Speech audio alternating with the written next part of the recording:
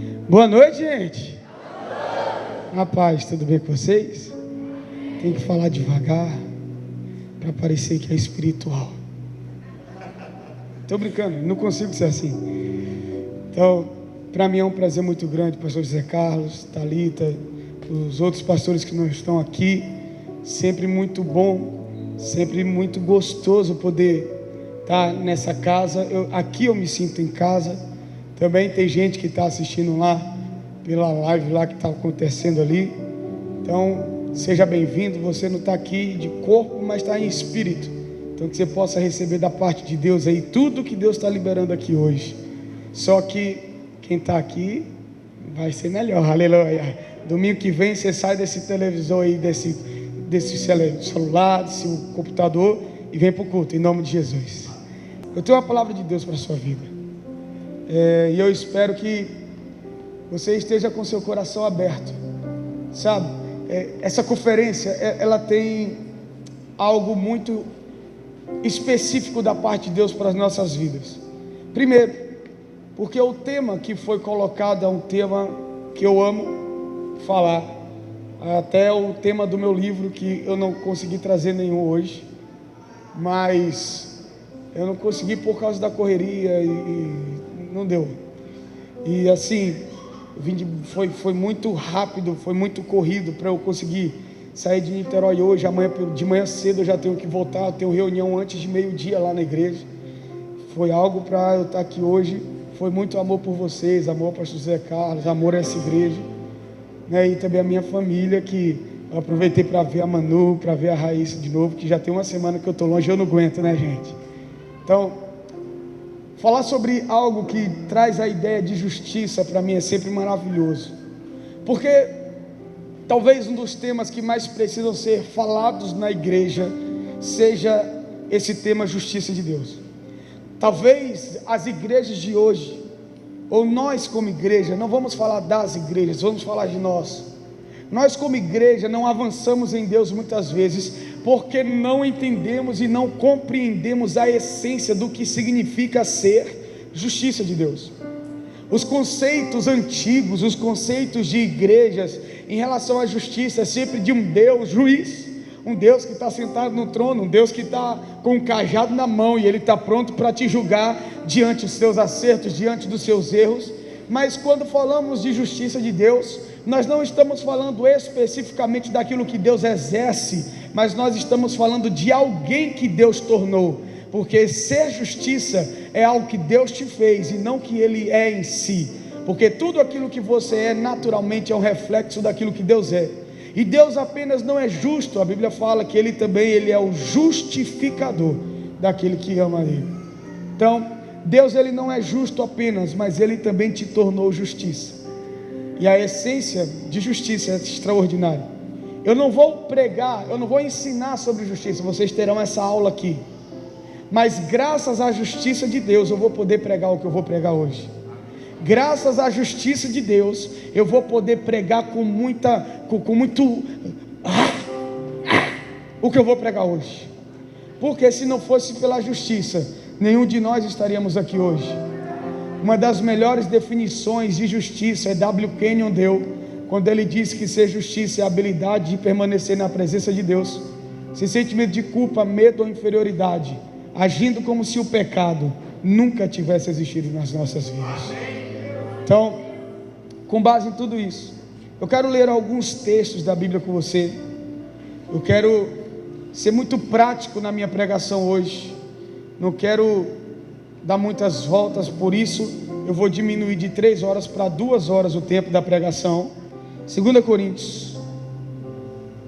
Nós vamos ler alguns versículos dessa carta. Quem está aqui comigo diz amém. Olha para esse irmão que está ao outro lado e fala assim: fica ligado aí, irmão, Deus vai falar contigo.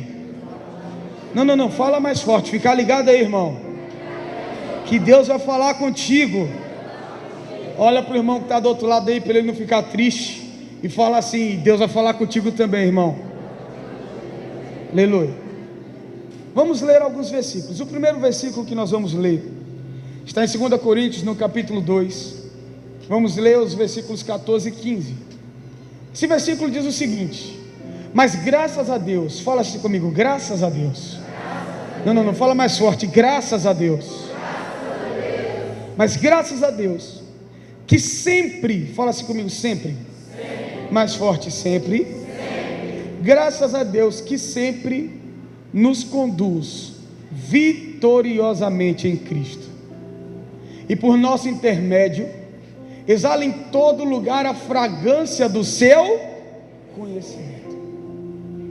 Porque para Deus somos o aroma de Cristo entre os que estão sendo salvos e os que estão perecendo.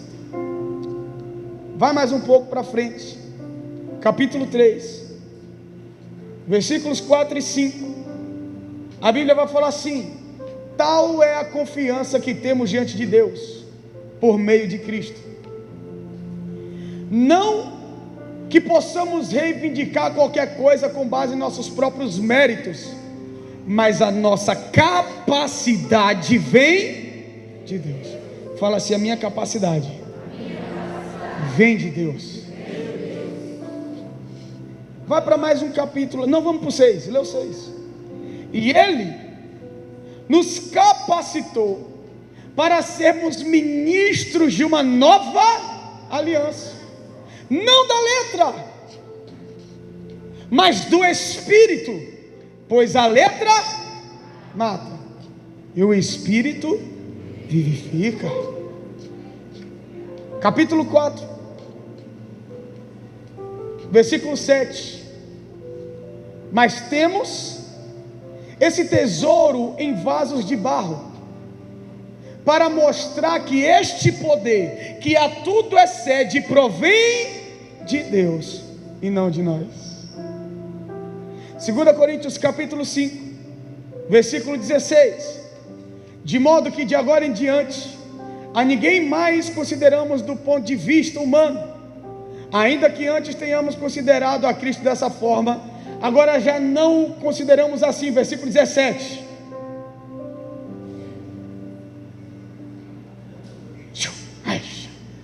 Porque se alguém está em Cristo, é uma nova, as coisas velhas já, eis que surgiram coisas novas. Versículo 21. Deus tornou pecado por nós aquele que não tinha pecado, para que nele nos tornássemos justiça de Deus. Existe uma versão que diz: aquele que não conheceu o pecado, Deus o fez pecado por nós, para que eu nele fosse feito justiça de Deus. Você pode dizer um amém por isso? Amém. Eu não sei se você percebeu algo, mas tudo que eu falei, tudo que nós lemos, está escrito no mesmo livro, está escrito numa mesma carta que o apóstolo Paulo escreve à igreja em Corinto. É interessante vermos todos esses detalhes. Por quê? Porque eu não sei se você percebeu, o apóstolo Paulo, ele não está falando qualquer coisa. O apóstolo Paulo, ele não está falando de coisas que aparentemente é um ambiente onde nós temos que lutar para conquistar. O apóstolo Paulo não fala de coisas que nós chegaremos e desfrutaremos com base no nosso esforço, não. O apóstolo Paulo está falando de coisas que já são reais. O apóstolo Paulo está falando de coisas que já estão disponíveis. O apóstolo Paulo está falando de realidades que não estão distantes, mas estão perto de nós. Realidades que nós não vamos lutar para viver, mas realidades disponíveis, basta vivermos. E fazendo um leve panorama, só abaixa um pouquinho, por favor. Fazendo um leve panorama dos textos que lemos. O primeiro texto diz que, graças porém a Deus, que em Cristo Jesus, Ele nos faz andar sempre em triunfo, sempre em vitória. E isso não sou eu que estou dizendo, é a Bíblia. E para nós é até assustador, diante de situações e circunstâncias, entender que Deus nos chamou para viver sempre em vitória. Não é de vez em quando, não é quando der certo, não é quando eu não pecar, não é quando eu estiver bem com Deus, não é quando eu estiver fazendo jejum, não é quando eu disser não, não. Ele está dizendo que graças, porém, a Deus, que em Cristo, você, eu, nós como igreja viveremos sempre em vitória. Só que o andar em vitória não é andar em vitória no âmbito do mundo, no âmbito natural. Andar em vitória, de acordo com a Bíblia, é estar em Cristo, porque é só estando nele que você vai conseguir viver uma vida vitoriosa. Quem crê nisso diz glória a Deus. Tem que estar nele. Se eu estou em Cristo, Deus vai me fazer, não sou eu. Não tem a ver com você, não tem a ver com o que você pode, não tem a ver com o que você é capaz, não tem a ver com o seu esforço. Você não é o centro dessa história, Ele é o centro e Ele faz tudo em você. E graças, porém, a Deus, que em Cristo te faz andar sempre em triunfo. Mesmo quando está tudo dando errado, sim, porque no fato de estar dando errado não quer dizer que você é um derrotado. Mesmo quando coisas ruins acontecem, sim, porque nem sempre que coisas ruins acontecem, você está sendo derrotado. Quem está aqui comigo diz amém. Pastor, então que ótica é essa que o senhor está vendo? É a ótica de Deus. Eu não estou aqui para falar da ótica humana, eu estou falando da ótica de Deus. E se Deus te enxerga como vitorioso, nada que acontece nesse mundo vai tirar de você a palavra que Deus liberou a teu respeito. Pastor, é fácil falar assim, o senhor não sabe o que eu estou passando. Ô meu filho, tu que não sabe o que eu estou passando. Liguei pastor ontem, no Rio de Janeiro. Eu perdi a virgindade. De quê, pastor? De assalto. Me assaltaram antes de ontem. Voltando de uma ministração, cheio da unção, o negócio foi forte. E, os caras meteram a arma na minha cabeça e levaram um monte de coisa. Aí você fala assim: ai pastor, misericórdia, misericórdia, irmão. Fiquei triste, com raiva, queria matar ele umas 10 vezes, mas Deus já perdoou ele e eu estou perdoando, aleluia, né? Mas não é o fato disso acontecer que me faz um derrotado. Aí um crente é uma bênção, né? Eu não aceito o que aconteceu. Não aceito. Aí um cara, amigo meu, falou assim: cara, eu tô aqui. O que aconteceu? Mano, pelo amor de Deus, misericórdia, mas graças a Deus está tudo bem, tá? Meu iPhone ele não levou, o meu relógio ele não levou, ele levou minha aliança, levou o dinheiro que eu tinha, mas graças a Deus o carro continuou do meu jeito. Mas presta atenção, eu emprestei o dinheiro para ele, dei uma aliança para ele casar, foi de presente. Mas por que um pastor amigo meu falou assim: cara, eu acabei de ver uma reportagem no SBT. Olha que consolo que ele me deu. Acabei de ver uma reportagem no SBT. E um pastor foi ser assaltado. Quando o cara abriu a porta e botou a arma na cara do pastor, ele infartou e morreu. Aí falou assim: gente, esse pastor é cheio da unção. Eu falei: então estou em pecado, irmão, porque o cara levou tudo que é meu. Que consolo dos infernos, né, irmão?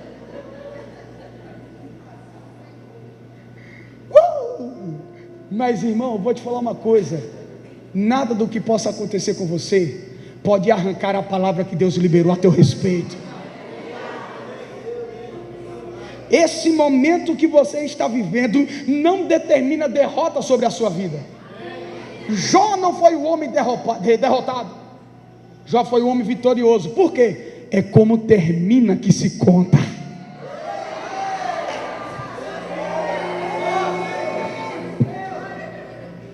Deixa eu falar de novo para ver se você entendeu, que uns 3 aqui entenderam. Aqui, deixa eu te contar um segredo. É como termina que se conta. Aleluia! Então nós temos que crer nesse negócio. Bota aqui, o Endo que está lá, já mudou. Bota aqui 2 Coríntios 4,18. Para a gente ler. Isso aqui vem agora aqui, para a gente ler. Quem está aqui comigo diz amém. Amém. Segura aí que eu estou começando, tá? Nós vamos voar aqui dentro hoje. Aleluia. Vamos do 16. Cadê o povo da fé aqui? Diz amém. Quem é da fé diz amém. O diabo pensou que ia me deixar com pânico, me ia deixar, esquece. Ontem eu cheguei em casa 2 horas da manhã, rindo da cara dele, daquele capeta dos infernos, derrotado, presepeiro. Olha lá, 2 16. Por isso não desanimamos, embora exteriormente estejamos a desgastar-nos, interiormente estamos sendo renovados dia após dia. Pois os nossos sofrimentos leves e momentâneos estão produzindo para nós um eterno peso, ou uma glória eterna que pesa mais que tudo isso. Segura, dá glória agora não. Agora, 18. Assim, fixamos os olhos não naquilo que se vê. Peraí, olha para Paulo, irmão. Ele está escrevendo isso para a mesma igreja que eu li tudo isso. Paulo está dizendo: por isso, irmãos, olhe, fixe os seus olhos naquilo que não vê. Como que eu vou olhar para um negócio que eu não estou vendo? E ele fala: porque aquilo que se vê é transitório, é passageiro, mas o que não se vê é... Eu posso te dar uma revelação? Eu posso te dar uma revelação que vai mudar a tua vida hoje? Fala que sim. Então recebe. Quem aqui está passando por um momento difícil, diz amém. Pode dizer. Vou te fazer outra pergunta. Óbvio que você está vendo tudo o que está acontecendo, sim ou não? Então se tu está vendo, vai passar, porque tudo que se vê um dia passa.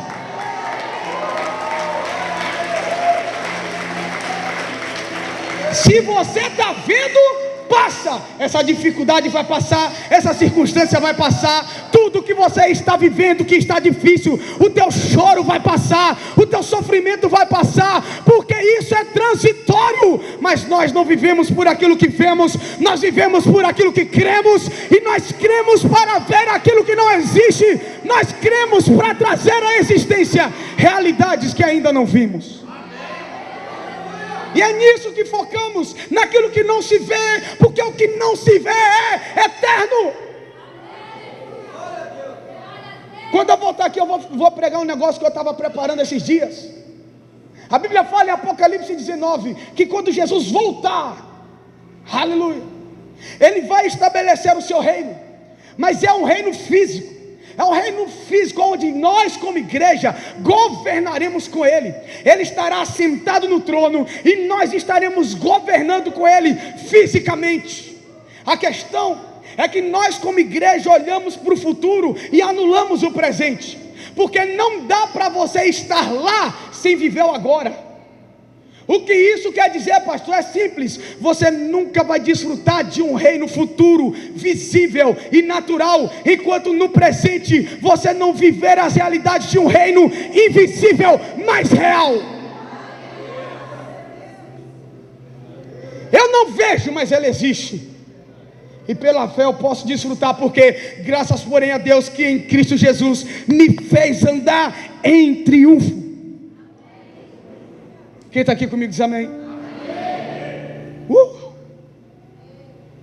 E aí, Paulo olha para essa igreja. Isso aqui é glorioso ou não é, irmão? Sim ou não? Isso aqui é forte ou não é? É forte. Fala assim: eu sou vitorioso. Não. Fala igual crente. Fala assim: eu sou vitorioso. Porque isso aí não é nada que está te dizendo, é Deus, a palavra dele que está te dizendo. Só que o mesmo texto, o mesmo livro, no capítulo 3, vai dizer que nós em Deus, bota ali 3:4, que a confiança que eu tenho nele, é que ele nos capacitou para sermos ministros de uma nova aliança. Fala assim: ele me capacitou para ser ministro de uma nova aliança. Aí tem gente que fala assim: ai, mas eu não estou pronto. Ai, mas eu não. Aí Deus fala para você: mas quem te falou que tu tem que ser alguma coisa? Quem te falou que tu tem que achar alguma coisa? É Ele que te prepara, é Ele que te capacita, porque o poder não vem de você, o poder vem dEle. A graça não vem de você, a graça vem dEle. A autoridade não vem de você, a autoridade vem dEle. A ousadia não vem de você, a ousadia vem dEle. Tudo que você precisa para ser um ministro da graça não depende de você, depende de Deus. Por que você não quer ser então? Eu acho às vezes que a igreja se perde quando olha a gente aqui em cima ministrando, achando que nós somos seletos da parte de Deus. Não, Deus chamou todo mundo. O negócio é que tem uns corajosos que metem as caras. Porque o texto não está dizendo que Deus capacitou os pastores para serem ministros. E tu está fugindo do seminário por quê? Não quero ser pastor, vou fazer o que em seminário? Irmão, seminário não existe para te formar pastor, sabe por quê? Porque nenhum seminário na terra tem essa capacidade. Seminário não forma pastor, irmão. Seminário prepara chamados. Pastor, então eu não sou que não quero ser pastor. Posso fazer seminário? Deve. Porque no seminário você aprende a palavra de Deus, e a palavra de Deus é para quem quer ser crente, não para quem quer ser qualquer outra coisa. Então se você está aí acomodado, não quer aprender de Bíblia, deixa eu te dizer, você vai ser menino a vida toda, e menino sempre será tratado como menino. Porque a capacidade vem dele. Porque Deus te capacita para te transformar em um ministro. A Bíblia fala que nós herdamos da parte de Deus a capacidade de ter um ministério da reconciliação, é para todo mundo. Por que eu sou um ministro de uma nova aliança? Porque a letra mata e o Espírito vivifica. Aí, esse texto tem dois extremos, né? A letra que está matando e o Espírito que está vivificando. E muitas vezes a gente usou esse texto de forma errada para brigar com a igreja. Por quê? Um pastor, eu conheço um monte de crente que começou a estudar, ficou doido, desviou, porque a letra mata. Irmão, isso é mentira, isso é idiotice, desculpa a expressão. Pastor, não faz idiotice, que palavra feia. É feia, mas é verdade. A letra mata. Então vamos rasgar a Bíblia, ué? Deixa eu te mostrar alguns segredos de que conhecimento não mata. João 8,32: conhecereis a verdade, e a verdade vos libertará. O conhecimento no texto não está dizendo que te mata, te liberta. A Bíblia fala que no princípio ele era o verbo, a palavra estava com Deus, a palavra era Deus. Tudo que foi criado por intermédio da palavra, e sem a palavra nada do que foi feito se fez. Porque nele estava a vida, e a vida é luz dos homens, a luz é a palavra. Então lâmpada para os meus pés é a tua palavra, e a palavra ela é o quê? Luz para os meus caminhos. Eu queria entender, porque Oséias fala que o povo de Deus perece porque estuda muito a Bíblia, não é isso? Não é não? E o povo de Deus perece por quê? Por falta de conhecimento. De onde que o povo tirou que conhecimento mata? Sabe qual que é a maior arma de Satanás para o incrédulo? A Bíblia diz que Satanás tem cegado o entendimento dos crentes, para que eles não vejam e não sejam salvos. A arma maior de Satanás não é uma mulher para quem gosta de mulher. A maior arma de Satanás não é bebida para quem é alcoólatra. A maior arma de Satanás não é a droga para quem é viciado. A maior arma de Satanás é cegar o entendimento para o povo não entender que eles precisam de Jesus.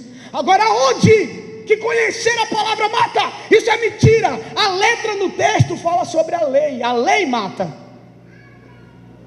E o Espírito que vivifica é a nova aliança, é o tempo que o Espírito ministra junto com a palavra, porque a palavra e o Espírito elas são inseparáveis.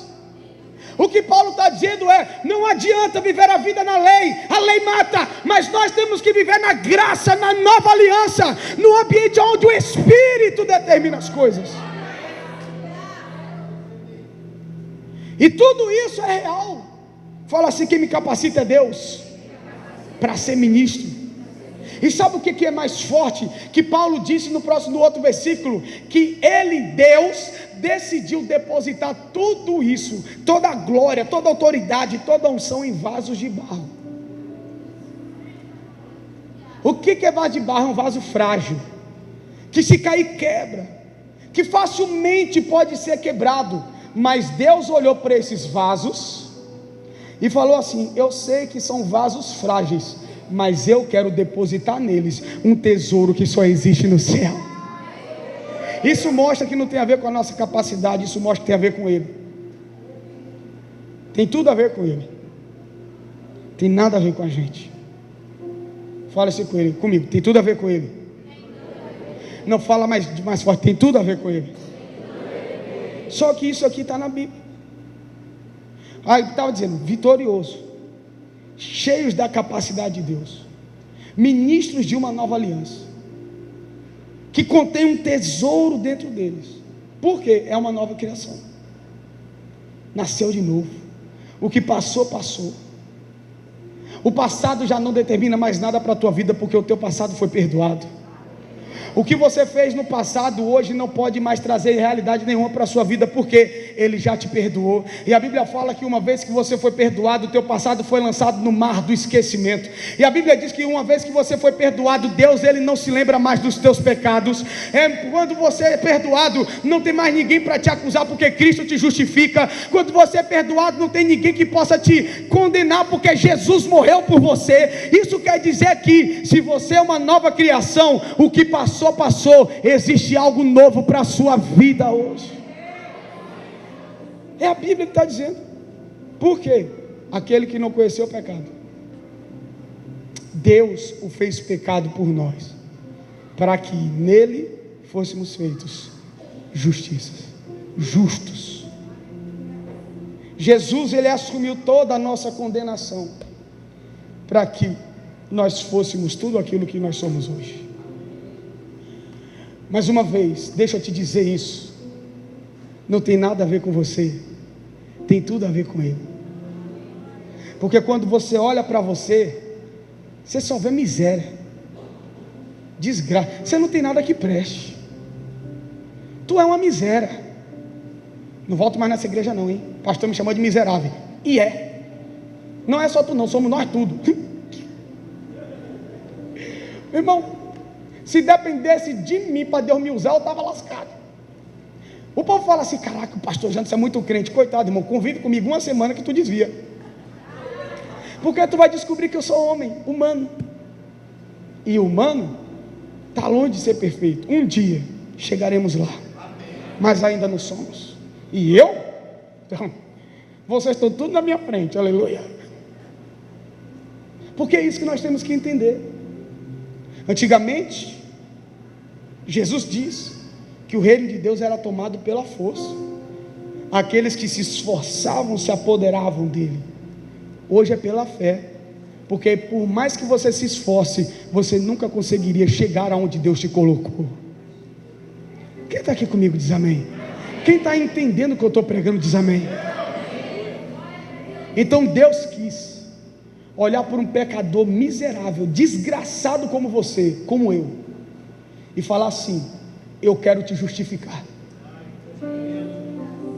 Ele olhou para o homem perdido, um homem sem noção, um prostituto que deve ter algum aqui que pegava as mulheres tudo de Vila Velha, passava o rodo, passava o cerol, apontava na direção dele, queda.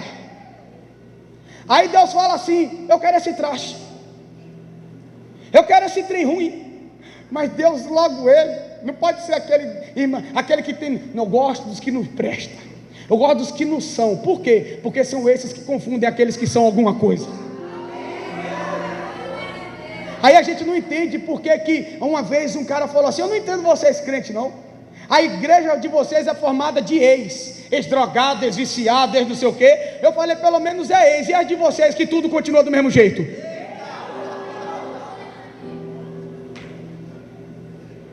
Então entenda uma coisa: a igreja existe porque você era pecador, você era miserável, você estava indo para o inferno. O diabo era o teu pai, o diabo era quem governava a tua vida. Então Jesus veio e falou: ei, eu quero todos eles de volta para mim, porque eles são a minha criação, eles me pertencem, e eu vou pagar o preço para ter eles de volta. Não tem a ver com você, tem a ver com ele. Foi ele que quis, foi ele que desceu do céu. Ninguém foi lá no céu e botou uma arma na cabeça de Jesus e falou: desce. Foi ele quem quis. Ninguém matou Jesus. Ele disse: ninguém pode tirar a minha vida, eu é quem a dou.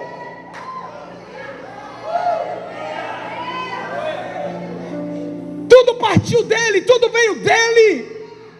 É por isso que a graça é escândalo para muita gente. Por quê? Porque na graça você abre os braços e fala: eu te quero, e ele vem com tudo para dentro de você. E sabe o que é maravilhoso? É ler uma carta como essa, que Paulo escreve à igreja de Corinto. Que Paulo olha para essa igreja. Irmão, imagina se você fizesse parte dessa igreja e ouvisse tudo isso. Cara, irmão, assim, eu não sei você, mas essa igreja que Paulo fala tudo isso, deve ser a igreja, sim ou não? Sim. A impressão que dá é que essa igreja é perfeita. A impressão que dá é que essa igreja é sobrenatural. Eu nunca vi nenhuma carta que Paulo escreveu Paulo falar tanta coisa sobre uma igreja como ele está falando para essa. E só coisa boa, você não vai ver uma coisa ruim na segunda carta que Paulo escreve à igreja de Corinto. Porque Paulo está mostrando o valor dessa igreja. Sim ou não? Sim. Paulo está mostrando a realidade dessa igreja. Sim ou não? Sim. Paulo está dizendo o que Deus vê nessa igreja. Sim ou não? Sim. Porque essa aqui é a ótica de Deus para essa igreja. Mas nós estamos lendo a segunda carta da igreja de Corinto. Fala assim, a segunda. Eu vou te dar uma revelação. Você vai saltar dessa cadeira, vai bater no teto. Quem está aqui comigo diz amém? Eu vou preparar para dar glória. Pode preparar para dar rajada de língua estranha. Gente vai ser batizado com o Espírito Santo agora, com essa revelação. Segura. Segura, respira para dar glória.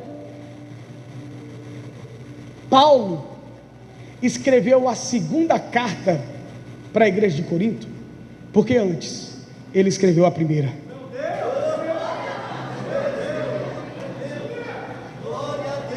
Não entenderam a revelação, não? Por que Paulo escreveu a segunda? Porque ele tinha escrito a primeira, então não dá como escrever a primeira duas vezes. Ninguém deu glória a Deus, ninguém deu aleluia, ninguém vai... Tudo carnal. Tudo carnal. Vou orar por vocês, viu? Vou orar por... Pô, pastorzão, uma revelação dessa, ninguém deu glória. Eu vou te dar outra chance de dar glória. Por que Paulo escreveu a segunda? Porque antes ele tinha escrito a primeira. Ah, difícil, hein? Você pode dizer um glória a Deus por isso? Pastor, por que uma revelação? É porque aparentemente é idiotice falar que antes ele escreveu a primeira. Mas eu vou te explicar por que é poderoso. Quando você lê a primeira carta que Paulo escreve a essa mesma igreja, parece que ele está falando com uma igreja completamente diferente. Quando Paulo escreve a primeira carta, não tem nada de vitória, não tem nada de poder, não tem nada de tesouro em vaso de barro, não tem nada de ministro. O que é que tinha? Bagunça. Paulo começa a carta falando bem, e todo mundo que começa uma conversa falando bem é porque no final vai vir bomba. Qual que é o segredo pastoral no gabinete? Elogia primeiro, depois desce o pau. Então quando você entra no gabinete que o pastor quer te pegar, ele vai começar aqui: pô filho, eu estou tão feliz com você, você tem sido uma bênção, está ajudando a gente lá nos cultos, mas então, né? Aí vem o pau, pá. Porque a gente é treinado, primeiro elogia, depois conserta, aleluia. O que Paulo está fazendo? A mesma coisa. Paulo olha para a igreja e fala: nenhum dom está faltando aqui dentro. Os dons do Espírito estão todos nessa igreja. Que igreja espiritual! tinha profecia, tinha cura, tinha milagres, palavra de sabedoria, palavra de conhecimento, o dom da fé fluía. Era uma igreja sobrenatural. Aí depois Paulo começa, porque essa igreja gloriosa, eu vou te falar algumas coisas que existiam nela. Primeira coisa, desordem. A igreja estava uma bagunça. A hora do culto virou confusão. Os irmãos queriam fazer tudo o que queria dentro da igreja.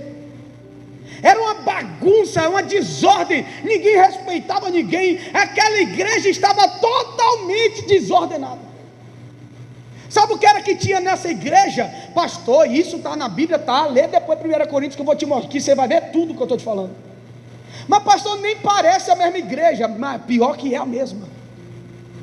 Tinha desordem, tinha espírito de discórdia, espírito de divisão dentro da igreja. Como assim, pastor? Se você ler, você vai ver o povo: eu sou de Paulo.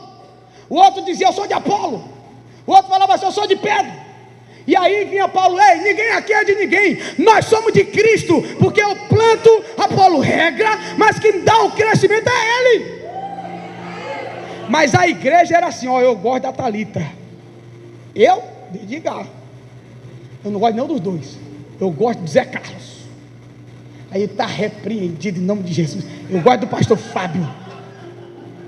E aí a igreja se divide. Uma igreja dividida não prospera, porque reino dividido não prospera, irmão. E aí o que acontece? Vai segurando aí que Deus está te pegando, tá? Deus está te pegando, aleluia. Você que quando sai do culto fica falando: nossa, que chatice. Eu gosto é quando fulano prega. Tu não tem que gostar de nada, tu tem que gostar da palavra. De onde que está vindo não importa, desde que seja a Bíblia que seja ministrado. O que é que Paulo está quebrando? Espírito de divisão, discórdia. E isso tinha onde? Nessa igreja que eu falei, aquilo tudo dela tinha de dessa igreja. Tem mais coisa boa. Sabe o que era que tinha na igreja? Má conduta sexual. E olha para frente e dá risada que ninguém pensa que é contigo agora. Era o filho pegando a mulher do pai na igreja. O cara, o pai do menino, casou com uma outra mulher que não era mãe. Aí é madrasta que fala, não é madrasta que fala? É assim que fala, madrasta. E aí a mamãe veio cuidar, filhinho. Aí ela fala assim: mamãezinha. Aí teve lá o birimbolo todo. O filhinho foi, uau, abocanhou a mulher do pai. Olha! E era crente. É porque eu não estou falando do mundo não, eu estou falando da igreja. Aqui é uma carta para a igreja em Corinto. O povo saía do culto e ia pegar as prostitutas e mandar brasa.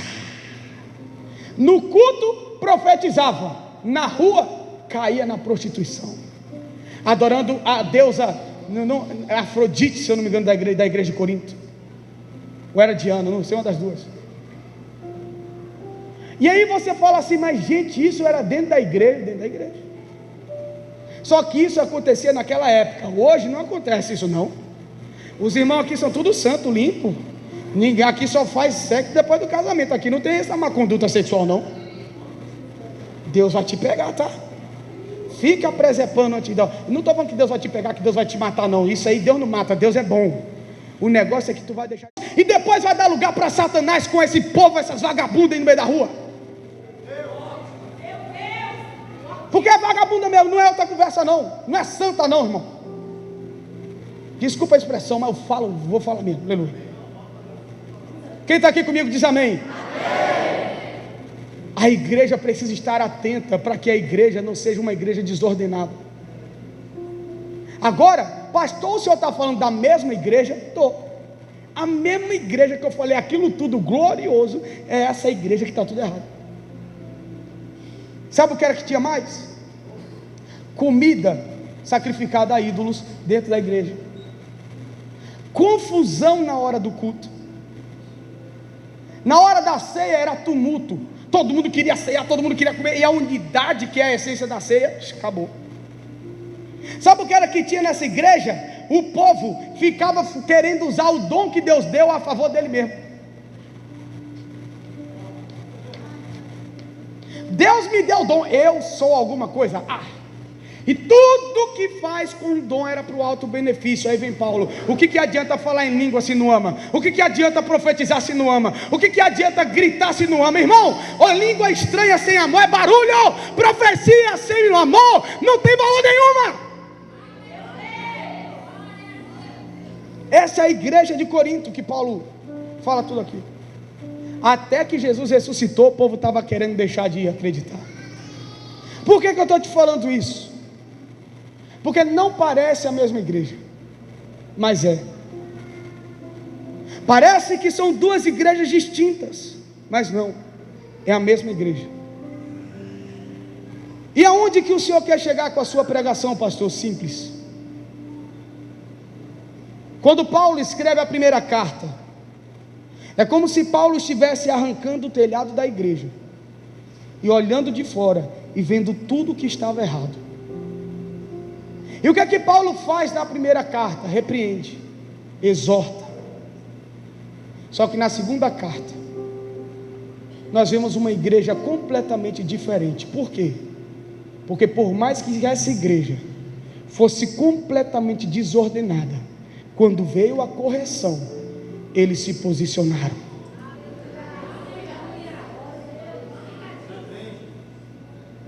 E quando a igreja se posicionou, aquilo que era desordem virou ordem. O que era divisão se tornou unidade. O que era bagunça se tornou poder, unção. O que era destruição de família se tornou uma família edificada. O que eram pessoas como vasos quebrados se tornaram vasos que contêm tesouros. Por quê?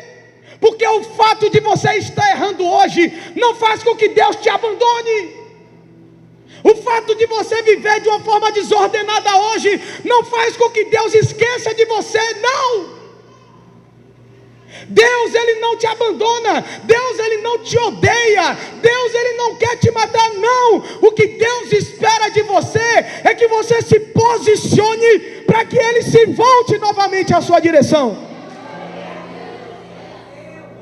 O que Deus espera de você é posicionamento. Quando a igreja de Corinto se posicionou, a igreja parou de ser o foco e Deus foi o foco da igreja. Não se importe com o quanto que você errou. Não se importe com o quanto que você está errando. Saiba de uma coisa: o que Deus espera de você é posicionamento. Porque no final a culpa não é do pastor, no final a culpa não é do líder, no final a culpa é sua. Essa conversa de que a gente está lutando ferrenhamente contra o pecado é mentira. Crente não luta contra o pecado, crente luta contra ele mesmo. Porque o pecado já foi destruído naquela cruz. E o que é que Deus espera de mim, pastor? Posicionamento. Porque se Deus olhasse para o erro de todo mundo e matasse todo mundo que erra, nenhum de nós estaríamos aqui hoje. Mas Ele é rico em misericórdia, com o amor pelo qual Ele nos amou e nos resgatou. Viu quando nós éramos inimigos e nos transformou em amigos. Viu quando nós éramos escravos e nos tornou em filhos. Tudo isso porque Ele veio, alinhou, corrigiu, e a igreja se posicionou. Uma vez que a igreja se posicionou nele, então todas as realidades de Deus se manifestaram naquela igreja. Uma igreja derrotada se torna vitoriosa. Uma igreja poderosa, uma igreja com autoridade, uma igreja que sabe quem é em Cristo, uma igreja que anda à altura daquilo que Deus chamou, uma igreja que anda à altura daquilo que Deus estabeleceu. Tudo isso porque a igreja decidiu se posicionar. Não importa o que você tem feito, se posicione.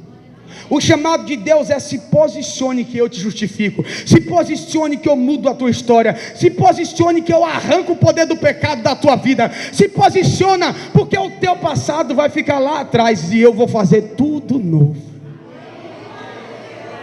Sabe o que é isso? Justiça.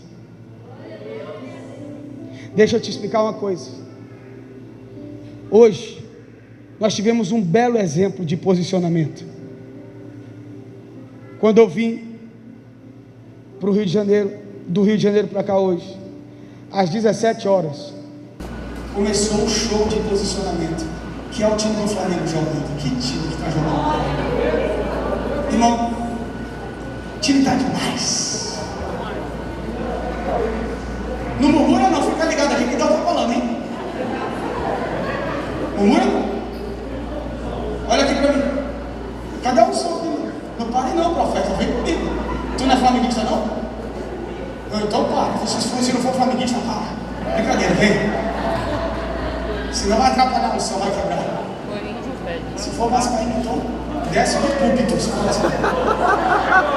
Olha pra mim, olha aqui. Brincando, mas é verdade. Na hora que eu estava vindo agora, eu vi o segundo gol que o Flamengo fez. Sem brincadeira. E Diego fez o gol de bicicleta agora, golaço. Sabe o que eu achei interessante? É que quando o cara mandou a bola, ele estava no lugar certo para receber a bola. Quando um atacante, ele é artilheiro, uma das melhores formas de explicar o motivo dele ser um bom artilheiro é porque ele sabe se posicionar.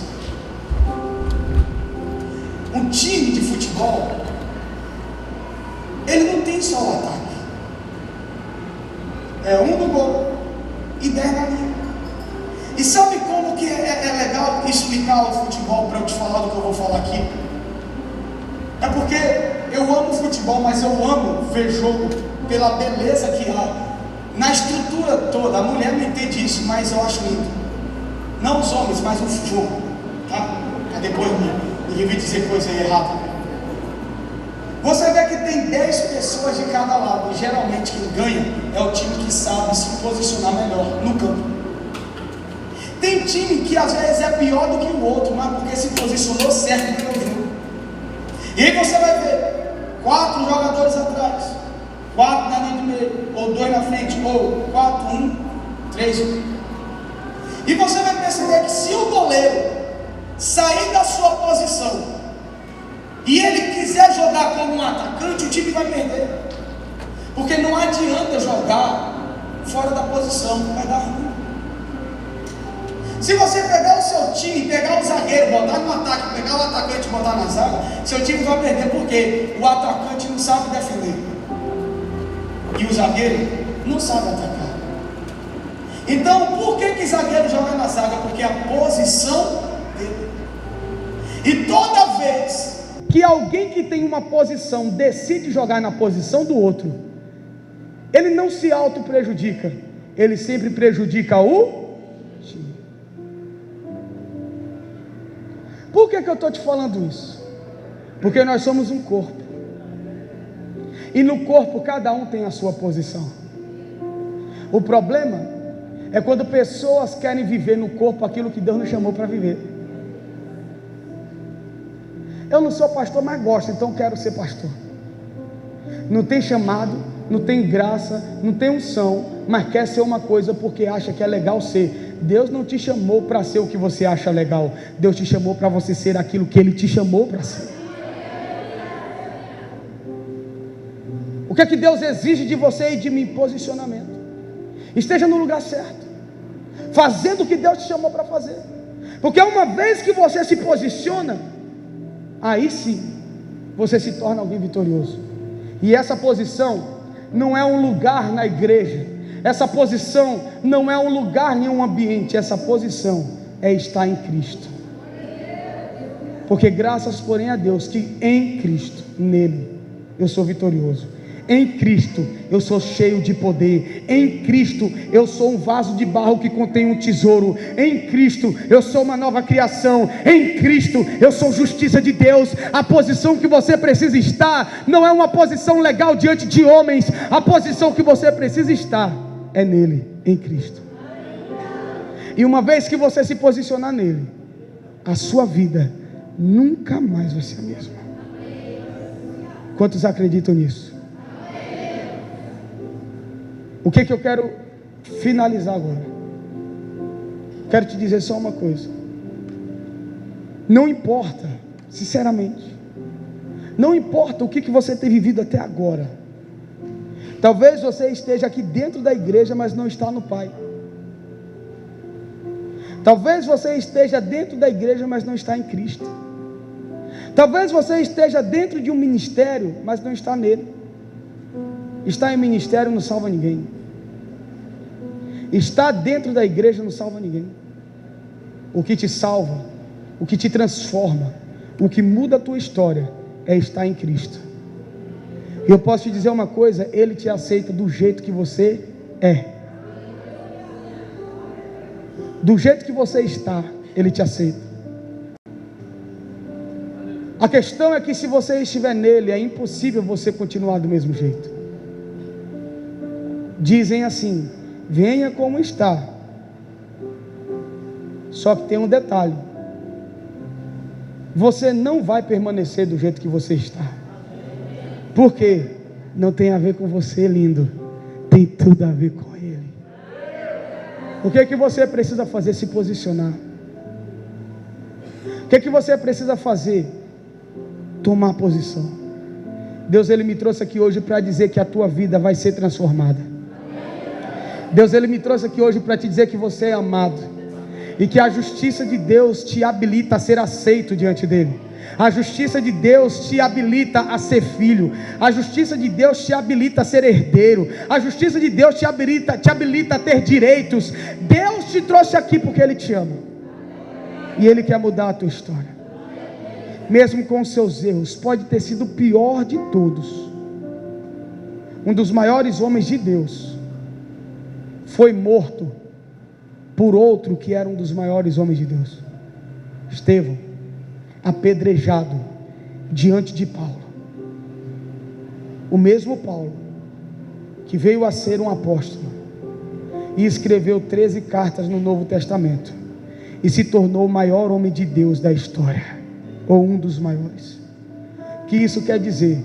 O teu passado ou o teu presente não quer dizer nada diante do futuro que Deus tem para a sua vida. Hoje você pode ser um ladrão, um assassino. Hoje você pode ser um prostituto, um alcoólatra. Hoje você pode ser o que for. Deus não se importa. Ele te ama do jeito que você é. Ele te ama do jeito que você é. Mas só que Ele está aqui hoje te fazendo um convite. Eu te amo. Mas para eu fazer tudo isso, uma coisa depende de você. Se posiciona. Ele ama o pecador, só que Ele não ama o pecado. Ele ama você, não o que você faz. A sua prática, Deus o abomina. Você, Ele ama. Tudo isso porque a justiça de Deus nos habilitou a sermos justos. Não tem a ver com você, tem tudo a ver com Ele. Quem está aqui comigo? Inimigo eu fui, mas teu amor lutou por mim. Cadê o louvor? Pode vir. Tu tens sido tão bom. Olha só que forte. Essa parte não tem um valor? Não tinha? Não tinha valor, mas tudo pagou. Por quê? Vai. Tu tens sido tão oh, impressionante. Oh, impressionante, infinito, ousado amor de Deus. Oh, que deixas 99 só pra mim. Não posso comprá-lo. Não posso comprá-lo. nem mereceu, mesmo assim se entregou. Oh, impressionante, infinito e ousado amor de Como é que traz luz? Deus. Como é que traz luz para as sombras? Traz luz para as sombras, escala montanhas pra me encontrar. Como é? Derruba muralhas, destrói as mentiras pra me encontrar. Ele traz luz, traz luz. Traz luz para as sombras, escala montanhas pra me encontrar. Ele derruba as muralhas.